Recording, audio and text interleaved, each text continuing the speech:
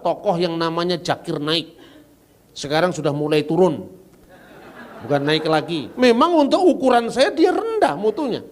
Kemana-mana ngomong cuman lancar bahasa Inggris. Yesus tidak bicara bahasa Inggris kok.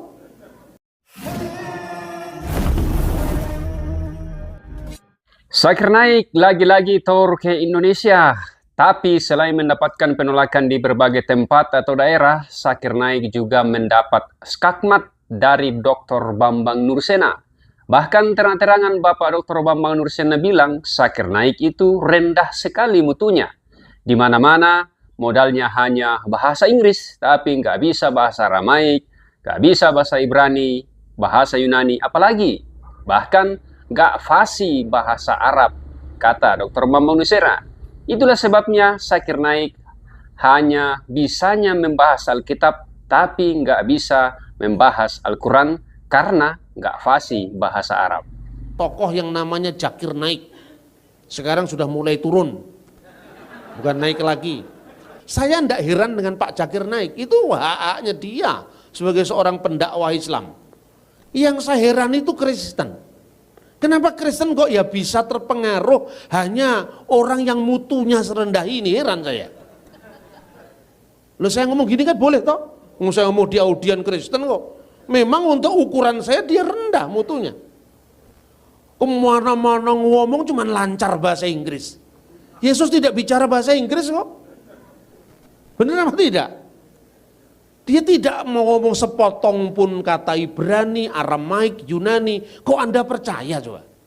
Artinya apa? Ketika kita bicara tentang Pangeran Diponegoro, Anda pakai bahasa Jerman yang tidak sah. Diponegoro ngerti bahasa Jerman. Anda mesti bahasa Jawa zamannya Diponegoro. Kan gitu kan? Secara budaya juga seperti itu. Maka saya katakan begini.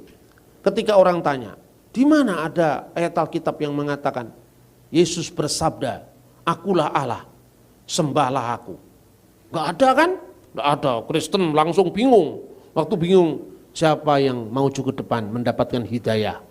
Ini kan parah sekali. Lalu saya jawab gini, oh ngono ya kamu gak bisa jawab sih. Gampang sekali itu, kamu tanya balik. Di mana dalam ayat Alkitab dikatakan, Yesus bersabda, aku bukan Allah, jangan sembah aku. Gak ada Pak, berarti Yesus Allah, gak ada. Kok nggak cukup itu? Ya itu juga nggak cukup satunya. Pertama dilihat secara budaya dulu. Kebiasaan orang Yahudi itu jangankan kok sampai menyebut nama Tuhan. Nggak boleh itu. Itu lason hara. Lidah jahat menyebut nama tetragramaton itu bagi orang Yahudi. Ya makanya kalau orang Yahudi ada kata-kata Zihaviha itu mesti dibaca Hashem atau Adonai. Ya kan coba Anda lihat. Di YouTube itu kan banyak reciting the Shema in Hebrew kan ketemu. Anda tidak hanya ketemu dengan bahasa Ibrani model orang Eropa yang orang-orang Askenazim, Shema Yisrael Adonai Eloheinu Adonai Echad. Ini kan gaya-gaya Askenazim yang dari Eropa. Tapi gaya-gaya orang Yahudi yang di Yaman, orang Yahudi yang di timur itu, ya. Sephardim yang di Spanyol itu kan bacaannya lebih meliuk-liuk. Shema Yisrael Adonai Eloheinu Adonai Echad. Adonai Eloheinu Adonai Echad. Ini jauh sebelum kulhu Allahu Ahad. Itu suwe iki. Bukan hanya kul huwallahu ahad itu kan zaman abad ke-7. Adonai Echad itu jauh zaman Musa sudah ada itu. Gitu loh. Jadi pertanyaan itu menunjukkan bahwa dia awam. Jadi tidak ada orang mengucapkan kata sayalah Adonai, ini tidak mungkin, sayalah Yahweh, itu tidak mungkin. Tapi ketika Yesus ditanya, Yesus bersabda di dalam Injil Yohanes pasal 8 ayat 56 dan seterusnya 58 ya. Abraham bersukacita, dia telah melihat hariku. Hariku, apa yang disebut hariku di sini? Hariku ini sebenarnya Yom HaMoshiach, hari Sang Mesias. Karena kepada Abraham itu kan Tuhan menjanjikan, kamu akan menjadi bangsa yang besar. namamu akan masyhur. Kamu akan menjadi berkat. Siapa yang memberkati engkau akan diberkati, siapa yang mengutuk engkau akan dikutuk. Tapi berkat yang terakhir, olehmu semua kaum di muka bumi akan mendapatkan berkat. Berkat ini diulang lagi ketika Abraham disuruh mempersembahkan Ishak putranya. Diulang lagi kepada Ishak putranya Abraham. Diulang lagi kepada Yakub cucunya Abraham. Semua kaum di muka bumi akan mendapatkan berkat, itu diberikan kepada Abraham, kepada Ishak, kepada Yakub. Itulah sebabnya orang Yahudi kalau berdoa tidak pernah mengatakan Elohe Abraham, Elohe Ismail, Elohe Yakub, enggak pernah. Yang ada cuman Baruch atah Adonai Elohenu, Elohe Abraham, Elohe Yitzhak, Elohe Yakub. Bukan berarti Tuhan tidak sayang sama Ismail, tapi Ismail tidak termasuk di dalam messianic blessing, tidak termasuk dalam jalur messianik itu. Makanya berkatnya, doanya Allah Abraham, Ishak dan Yakub gitu loh. Abraham melihat hariku, artinya apa? Hari penentuan di mana olehmu semua kaum di muka bumi akan mendapatkan berkat, itu sudah dilihat oleh Abraham. Abraham bersuka melihatnya. Orang Yahudi tidak paham ini kan? Dan dia mengatakan apa? Umurmu belum sampai 50 tahun. Bagaimana kamu bisa mengatakan hal itu? Tapi Yesus bersabda, sabdanya demikian. Amin, amin, 2 kali diulang kata amin. Semua nabi bicara aminnya selalu bagian belakang. Hanya Yesus yang selalu mengawali sabdanya dengan amin, amin. Dan kata ho amin itu menjadi gelar Yesus dalam Wahyu pasal 3 ayat 14. Amin, amin lego humin.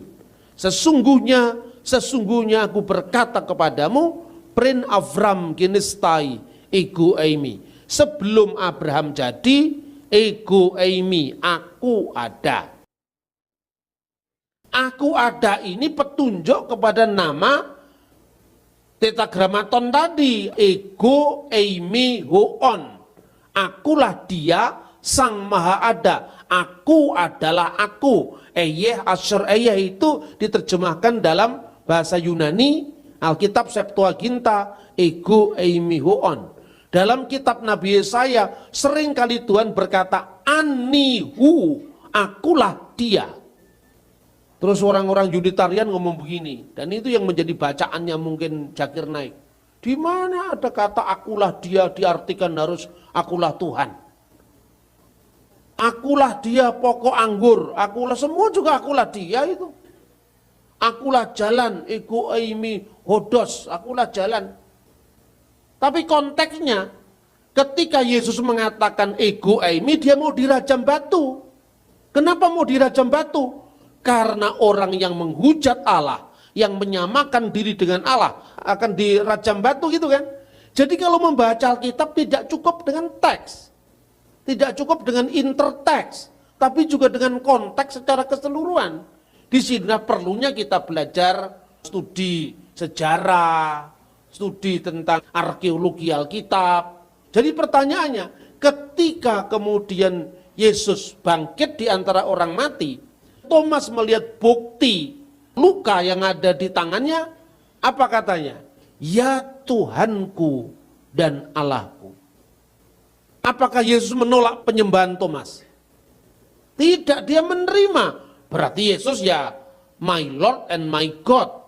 Yesus itu adalah Tuhan dan Allah. Tinggal pertanyaannya, dalam konteks apa Yesus disebut Tuhan, dalam konteks apa Yesus disebut Allah. Gampang sekali jawabannya.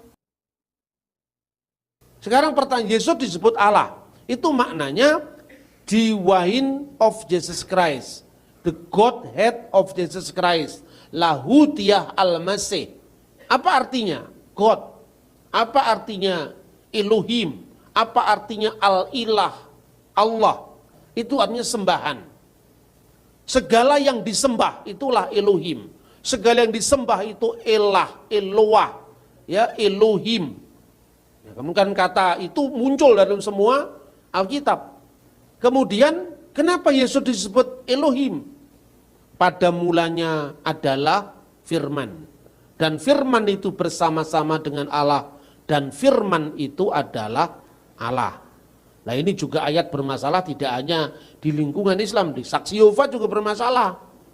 Makanya Kristen itu ya ke dalam juga pusing, keluar tugasnya banyak, maka jangan menambah pusing-pusing lagi kita.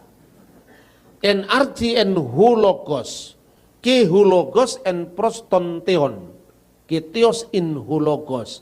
Firman itu bersama-sama dengan Allah itu. Di situ ada kata sandang, tonteon. Keteos di sini tanpa kata sandang. Keteos and hologos. Dan Allah lah firman itu. Itu kemudian dipersoalkan. Kenapa di sini tidak ada kata sandang? Berarti Saksi Yehova bikin terjemahan sendiri. In the beginning was the word, and the word was with God, and the word was a God, huruf kecil.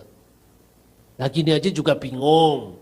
Banyak orang-orang Kristen sekarang ini kemudian jadi sekte Gumbali Mukia itu jadi Saksi Yehova. Karena kita ini kurang mikir. Mari kita persoalkan satu-satu. Saya senang sekali kalau ngomong begini. Pada mulanya adalah firman. Firman itu bersama-sama dengan Allah. Terus saya tanya, lebih dulu mana Allah dengan firmannya?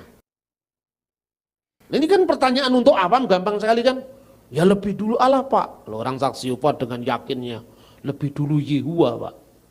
Lebih dulu Yehuwa ya? Ya Yehuwa itu maksudnya Gusti Allah kang akaryo jagat itu artinya kalau bahasa Jawanya. Oke. Nah terus kalau Allah sudah ada, firmannya belum ada, begitu maksudmu? Iya Pak. Yang menciptakan firman itu siapa? Ya Allah Pak. Allah menciptakan caranya bagaimana? Ya berfirman Pak. Nah firmannya belum ada, berfirman bagaimana? Sekarang bingung toh? Dijawab. Ya terus bingung, orang biasa jawab, yang lain-lain jawab. Lebih dulu firman Pak. Kalau lebih dulu firman, firmannya siapa? Ya firmannya Allah, katanya lebih dulu firman. Kalau lebih dulu Allah berarti ada waktu Allah sudah ada, firmannya belum ada. Berarti Tuhan pernah bisu, tidak maha sempurna. Itulah yang dibahas oleh Konsili Nikea. Konsili itu kan akhirnya memutuskan regula fide, pengakuan iman.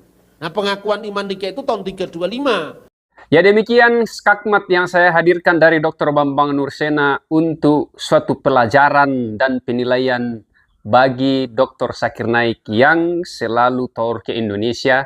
Tapi setiap kali datang modalnya hanya satu, selalu mencari tahu di mana dalam Alkitab Yesus mengatakan, "Akulah Tuhan."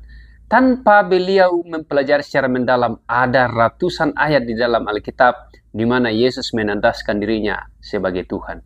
Jadi, itulah orang yang dianggap paling bermutu, tapi sangat rendah mutunya di mata Dr. Bambang Nursena. Bahkan inilah anehnya bangsa kita.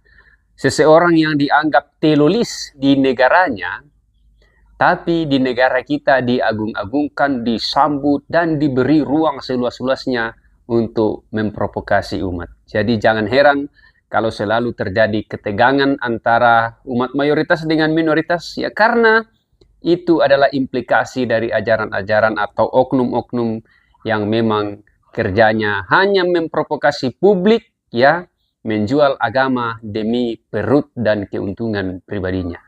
Saya David Sawuni undur diri, sampai jumpa di lain kesempatan, dan share video ini, viralkan agar menjadi alat edukasi bagi kita semua. Sampai jumpa.